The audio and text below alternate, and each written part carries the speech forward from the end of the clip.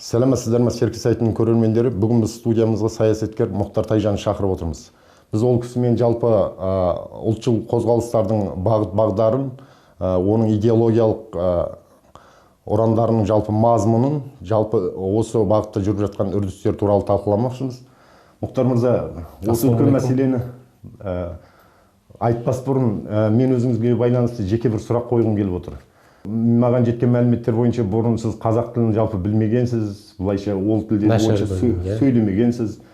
Неге сіз қазір қазақ тілін үйреніп, негізінен осы ұлттық мәселелерді көптеп көтеріп отырсыз? Бұған сізді итермелеген не нәрсе? Қазір емес, мен өмір бойы да әкемнен тәрбиеден алған адаммын.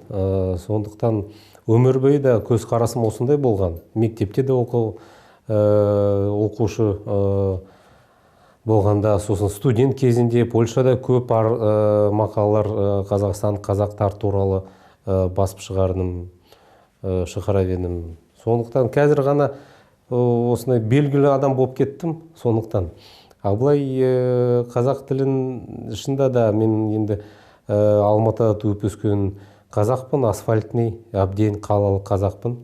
Өзіңіз білесіз, Алматыда бұрын 16% қазақ тұрды. Мысалы, Челябинскте ол кезде 10% қазақ болды, Алматыда 16%. Сондықтан әрине, орыс кәдімгі күнде орыс қала болған. Бірақ менің балаларым қазақ мектебінде бала кезінен оқып жүр. Қазір тек қана осы биыл қызым ағылшын бөлімге көшті, былай негізде бәрі 8-9 жыл қазақ тілінде оқыды. Ұлым бүгінге дейін де қазақша оқып жүр. Ал сізді енді ашық саясатқа шығуға не итермеледі? Былай тарихта айтсам, біріншіден Жәнібек пен Керей ескерткіштер Астанада бір пустерде қойылған кезде біз Айдоспен бірге баспасөз конференцияны өткіздік. Ондай осы жағдайға наразылықты білдірдік. Ол 2009 күз. Сол қазір сияқты қазан айында. Сосын Шаханов бірегей ұлттық доктринаға үн көтергенде мен қасында табылдым. Ол да 2009 күз. Солай біртіндеп сосын кейін Қытайға жерді жалға беру қарсы бәріміз шықтық, мысалы. Мен мақала жаздым, ол кезде осындай танымал адам емеспін. Сосын Кенен Қодақ, ол 2010 жылы екі ашық хат зиялылардың қойған шығардық қой. Сол хаттарды мен жаздым, мысалы, Шахановтың қасында. Біртіндеп танымал адам болып кеттім. Ол бір күнде болған емес жағдай.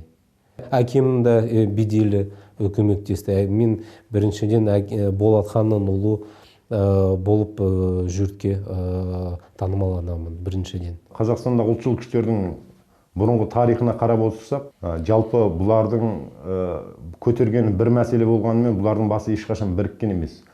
Осы үрдіс сынау тәуелсіздік жылдарынан бері жалғасып келе жатыр. Егер азат қозғалысы туралы айтпасақ, азат қозғалысында қандай да бірігу болды, одан кейінгі жылдары ешқашан бастары біріккен емес. Қазіргі жалпы ұлтшыл патриоттардың ортақ мүддесі бола тұра, олардың қандай да бір ұйымға бірігуі мүмкін бе? Меніңше мүмкін, әсіресе менің буын біріктіруге болады. Себебі бірлай қарым-қатынасымыз жаман емес. Мынандай ұйымды құру үшін біріншіден күшіміз болу керек қой. Нақты айтқанда қаражатымыз болу керек. Себебі мәселе ұйымда емес қой, себебі нақты жұмыста ғой. Тек қана Алматыда емес, аймақтарда. Сол үшін үлкен қаражаттар керек, мысалы. Сондықтан мен қазір, мысалы, нақты түрде бүгін онсында ұйымды құру мағына жоқ деп есептеймін. Жоқ. жарайды, осындай ұйымды тіркеуде болады, баспасөз конференция өткізуде болады, құрдық. Ертең қандай нақты жұмысты жасаймыз, мысалы, ертеңнен бастап? Ол үшін күшіміз керек. Күшіміз жоқ қазір. Сондықтан әр адам қазір ең басты мақсат, меніңше, қазір халықтың сана сезімді көтеру, ояту. Ол қандай жол бар сол мақсатқа? Сұхбат, мақала, үндеу арқылы. Солай ғой. Абылай аймақтарды аралау, мен мысалы осы жаздың күнде 40 күн ішінде түгел Қазақстанды көлікпен аралып келдім, е? Ол оңай емес, оған көп қаражат керек. Бұндай жұмыс әр айында болу керек. Күш болмаса, онда ұйым не үшін керек? Мысалы, ондай ұйымдар көп болды ғой. Тек қана айтылды, ешқандай нақты жұмыс болған жоқ. Маған өзіме ондай ұнамайды, мысалы.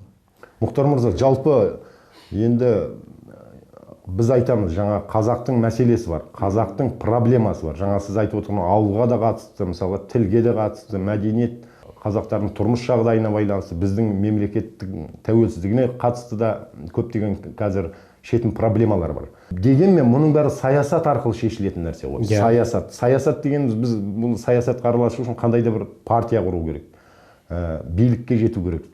Жаңа партия құрудың негізгі мақсаты сол, билікті алу. Неге сіздер осындай бір осы мәселелерді көтеретін бір партия бірікпейсіздер? Неге, мысалға, ұлтшыл күштердің лидерлері әрбір партияның жаңа құрамында жүр? Неге осындай бір шешуші жұмыстар жасамайсыздар? Түсіндім. Қараңызшы, партия айына, кәдімгі күні партия болу үшін әр аймақтарда бөлімі болу керек. Адамдар отыру керек, мынандай ғимараты болу керек, солай ғой. Мен білуімше, партия айына ең кемімен $30,000 керек, ең кемімен. Бұлай орташа $100,000 айына. Ол менің, мысалы, мүмкіндігім жоқ оған. Бір жағынан. Екінші жағынан, осы 20 жылдың ішінде бірде-бір адал сайлау болған жоқ бізде. Солай ғой. Бірнеше жыл партия өмір сүреді, қаншама қаражат кетеді, ал сосын сайлау адал болмайды. Онда партияның мағынасы бар ма? Партияның мағынасы бар ма, егер сайлау адал болмаса? Сайлау адал болса, әрине партияны құру болады, керек та. Болады емес, қажет. Бірақ сайлау адал емес қой бізде. Сондықтан партияны құру мағына бар ма? Мен де бұл туралы ойладым. Мұхтар мырза, өткен жылғы парламент сайлауының алдында біздің көптеген ұлтшыл патриоттардың лидерлері Мұхтар Шаханов және басқа да, оның ішінде сіз де барсыз, Руханият партиясына барып қосылдыңыздар. Сондағы мақсат не болды жалпы сіздердің? Мақсатымыз, мен 2-3 жыл бұрын сол Шахановтың қасында жүрдім. Үндеу дайындадым, неше түрлі митингтерді ұйымдастырдық, неше түрлі жұмыс бірге жасадық. Мұхтар Шаханов маған осындай ұсыныс айтты. Бірінші қазақ партияны құрайық. Бірінші. Мына Руханият тіркелген, дайын. Осы партия арқылы парламентке кірейік. Парламентке бірге жұмыс жасайық, әсіресе экономика жағынан. Осы партияда Шахановтың қасында басқа экономистер өкінішке орай болған жоқ. Сол мен келісім бердім, кірдік бәріміз партияға. Сосын бәрімізге осы тарихты мәлім, құжаттар болған жоқ осын партияның. Құжаттар болған жоқ. Мәмбеталиннің қолында құжаттар болған жоқ қой? Иә, не деген партия ол? Сол Мәмбеталин сұрады, қайда құжаттар? Ол при переезде потерял дейді. Өзі айтып жүр ғой сұхбатында. При переезде потерял. Онда при переезде потерял қандай ол партия? Құжатсыз. Сонда Мәмбеталин сіздерді осы партияға шақырып отырып, сіздерді алдап кетті деп ойлайсыздар ма? Қалай болды? Ол Мәмбеталиннен сұрау керек өзінің. Бірақ факт мынандай. Құжаттар болған жоқ. бірде-бір тиын қаражат болған емес. Анау үгіт насихат кампанияны жүргізу үшін бірде-бір тиын да болған жоқ. Тиын. Ана счетка банктың счетке жету үшін мүмкіндік болған емес, себебі құжаттар жоқ. Мөрі, анау ең басты мөрі, круглый печать айтамыз, ол да болған жоқ. Оның себебін ешқандай шанс болған емес парламентке кіру. Сол ол менің сөзім емес, ол Мамбеталин өзі сұхбатында айтып жүр, мен потерял при переезде. Онда қалай парламентке кіресің онда? Мұхтар Мырза, жалпы қазір жалпы ұлтшыл патриоттық бағыттар бір үлкен үрдіске кетіп бара жатқан сияқты. Кейбір мәселелер, мысалға, орыстарға қатысты болсын, әйтпесе басқа халықтарға қатысты болсын, жаңағы ұлтшылдық, былайша айтқанда басқа халықтарды шеттету, әйтпесе жек көру деген ашық айтыла бастады. Бұл үрдістің аяғы қалай болады деп ойлайсыз? Меніңше жаман болмайды, жақсы болады. Ең басты қасиетіміз мынандай болу керек. Екіжүзділік болу ол үлкен бір қателік емес, ол қылмыс меніңше. Саяси өмірде. Мысалы, егер жігіт екі сөйлемейді, егер пікірін болса, онда ол осы пікірінді өзгертуге болмайды. Солай емес пе? Екіжүзділік болмау керек біздің саяси өмірде. Олай болса, адал болса, әр саясаткер осындай өзімен адал болса, онда нәтижесінде түбінде меніңше жаман болмайды, жақсы болады. Жалпы енді ұлтшыл патриоттар көтеріп жүрген жалпы ұрандар, кей кезде айтылып жүрген мәселелер, осыны жаңағы өздерінің осы тұрғыдан көрсетуге байланысты мынандай пікірлер бар. Осы қазақ ұлтшылдығы түбі бір, былайша айтқанда, бір нацизмге, әйтпесе бұл Европада болған жаңағыдай бір фашизмге алып бару мүмкін бе? Тек мен қазақпын, тек қазақтар ғана осылай жасау керек. Мысалға, бұны айтып отырған себебім, мысалға, Владимир Козлов деген кісі өзін президентке ұсынатын туралы мәлімдеме жасағанда, біздің қазақ ұлтшылдарының бәрі шығып, оған жұмыртқа лақтырып деген. Қазақстанда президент тек қазақ болу керек, орыс болу мүмкін емес деген сияқты жаңа мәселелерді қозғады. Бұл мәселе, мысалға, біздің бұған дейін премьер-министр болып істеген Кәрім Мәсімовке де қатысты айтылып жүр, мысалға, оның президент болуы мүмкін емес. Енді бұның бәрі конституциялық тұрғыдан қарасақ, Қазақстанның әрбір азаматы президент болуға, әйтпесе басқа да мемлекеттік қызметтерді атқара алады. Ал біздің ұлтшылдардың... Егер мемлекет тілді жақсы білсе. Иә, мемлекеттік тілді жақсы білсе. Ал енді біздің ұлтшылдар осындай бір жаңағы басқа ұлттың өкілдеріне деген осындай бір өте бір қатаң бір көзқарасты, қатаң бір позиция ұстанып отыр. Осының түбі жаңағыдай фашизмге апарып жүрмей ме? Жоқ, олай фашизм, нацизм қазақ халқында тарихында болған емес нәрсе. Өздеріңіз жақсы білесіздер. Қазақтар тарихында бірде-бір газоватқа барған емес халық, мысалы. Фашизм, нацизм қазақтың қанына да, миына симайтын нәрсе. Ана рет Козловқа жұмыртқа лақтырған адамдар, меніңше, шын ұлтшылдар болса, онда Жаңаөзен кезінде үні шығарар еді. Ал себебі Жаңаөзенде қазақтарға темір оқпен атты. Онда қайда осындай осы ұлтшылдар дейтін адамдар? Үнсіз қалды ғой. Сондықтан меніңше ана оқиға жұмыртқамен, бөтелкемен лақтырған, он әдейі ұйымдастырған тапсырмамен әрекет меніңше. Мысалы, Жасарал Қуанышалин 20 жыл саясатта жүрген адам. Ол Владимир Козловқа президентке бару қарсы емес, Айсұлу Қадырбаева да. Бірақ әр азамат президентке бару үшін мемлекет тілді өте жақсы білу керек. Тек қана осы талап қою керек. Болды сонымен.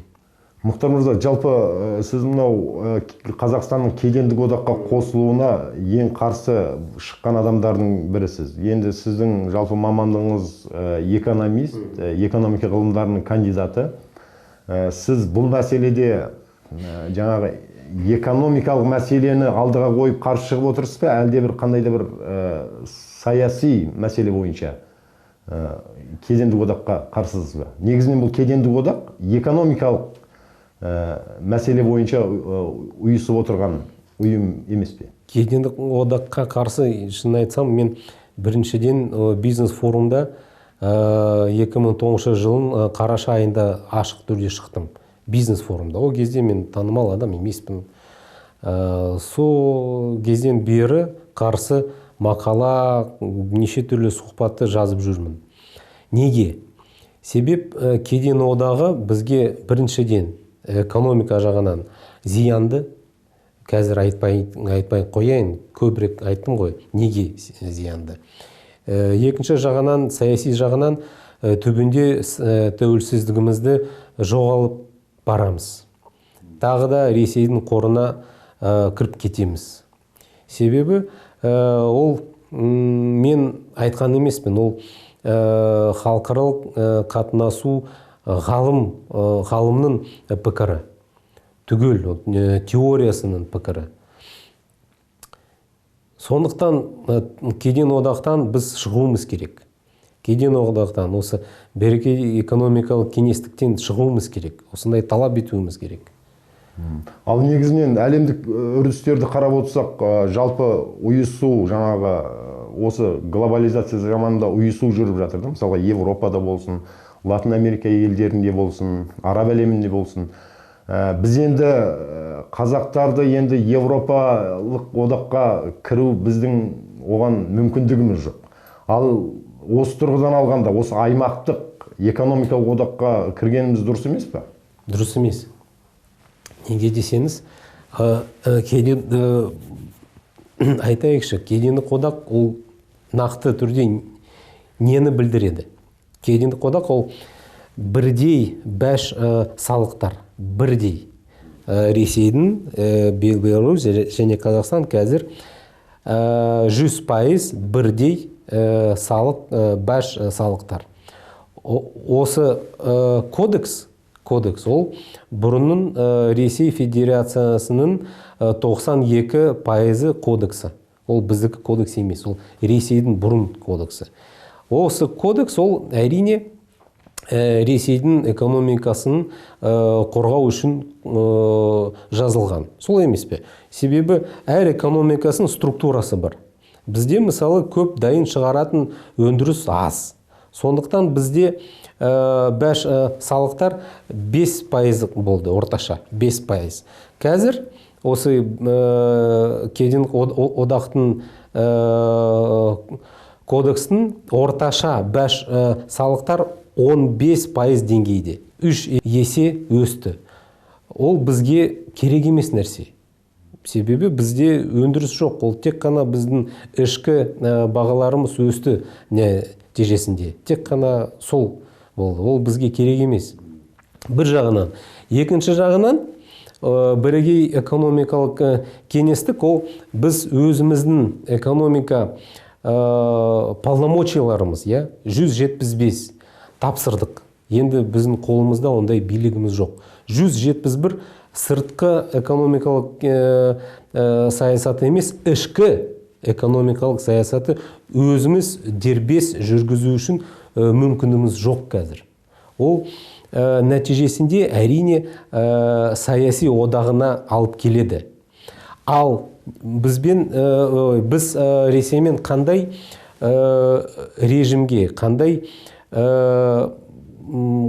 қарым-қатынасу болуымыз қажет меніңше. Біріншіден, орысша айтайын, режим наибольшего благоприятствования дейді. Режим защиты взаимных инвестиций дейді. Режим избежания двойного налогообложения. Зона свободной торговли. Бұндай режимдер бізге тиімді. бизнеске де тиімді, бәсекелестікке де тиімді, нәтижесінде ішкі бағалар төмендейді. Ол бізге керек. Ол мынандай режимдер бізде 21 жылдан бері Ресеймен болған. Ал кедендік одақ ол шекарасымызға бірдей бәш салықтарды қойды. Ол бізге зиянды. Түсінікті ма? Екі сөзбен. Мұхтар мырза, енді жалпы қазір оппозиция лидерлері кедендік одаққа қарсы референдум өткізу бастамасын көтеріп жатыр. Жалпы енді оппозиция көбіне сайлауларды, референдумды билік жаңағы дұрыс өткізбейді, фальсификация жасайды деп айтады. Ал енді осындай жағдайда осы мәселені референдумға шығару дұрыс па, тактикалық тұрғыдан? Егер бірінші сұрақ, қандай формулировкамен бірінші сұрақ болады? Егер Еуразиялық одаққа сіз қарсысыз, әлде қолдайсыз ба, онда мен осы референдумны қолдамаймын. Неге? Себебі осындай сұрақ өте қауіпті бізге. Егер осы сұраққа халқымыз иә десе, онда Еуразиялық одақ ол кәдімгідей саяси одағы. Саяси. Егер халқымыз иә десе, онда Еуразиялық одаққа билігіміз бару мәжбүр болады. Ал егер жоқ, біз қарсымыз десе халқымыз, онда бүгінгі сияқты кедендік одақтың ішінде, экономикалық кеңестіктің ішінде жүре береміз. Сондықтан менің ұсынысым, принципиалдық ұсынысым, бірінші сұрақ мынандай болу керек. Сіз кеден одақтан және бірге экономикалық кеңестіктен шығу, Қазақстанды шығу қолдайсыз ба? Сол кезде егер халқымыз иә десе, онда билігіміз осы екі ұйымдан шығу мәжбүр болады. Солай емес пе? Ал егер жоқ, қарсымыз десе халқымыз, онда осы екі ұйымдардың ішінде қала береміз. Ахуал өзгермейді. Және әрі қарай да күресімізді жалғастыруға болады. Мүмкіндік болады. Иә, мүмкіндік болады. Сондықтан өте маңызды, қандай нақты, қандай бірінші сұрақ болады. Сондықтан мен дөңгелек үстелден айттым оны амандық болса, мен ұсынысым қабылданды, иншалла. Ресми түрде әлі ақпарат шығады. Сондықтан егер осындай бірінші сұрақ болса, онда осы референдумды бәріміз қолдауымыз керек. Үгіт насихат жүргізуіміз керек, халықтың арасында түсіндіруіміз керек. Нақты кедендік одақ не деген пәле, бірге экономикалық кеңестік не деген пәле түсіндіруіміз керек. Осындай жұмысқа бәріміз баруымыз керек. Мұхтар мырза, әңгімеңізге рахмет, сау болыңыз. Рахмет, шақырыңызға рахмет, сау болыңыздар.